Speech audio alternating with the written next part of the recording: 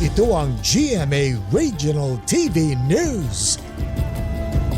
Malaking tulong daw sa investigasyon ng pulisya ang kuha ng CCTV sa lugar kung saan may nakitang dalawang sunog na bangkay sa isang kotse sa Peñaranda, Nueva Ecija.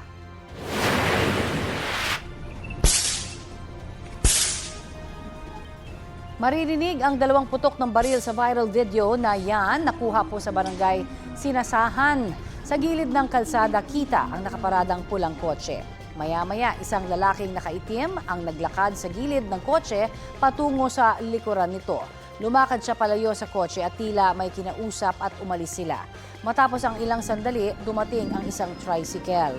Bumaba ang sakay nito at may kinuhang galon. Lumapit siya sa kotse at binuksan ito at tila may isinaboy. Nang may sumabog sa kotse, umalis sila ng tricycle driver. Doon na rin umusok ang kotse. Isang rider pa ang huminto sa lugar at humingi ng tulong sa mga nakatira roon.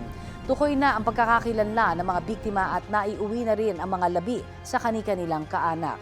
Isa sa mga tinitingnang motibo ng pulisya sa krimen ay may kinalaman sa negosyo. May persons of interest na rin sila pero tumanggi munang magbigay ng iba pang detalye.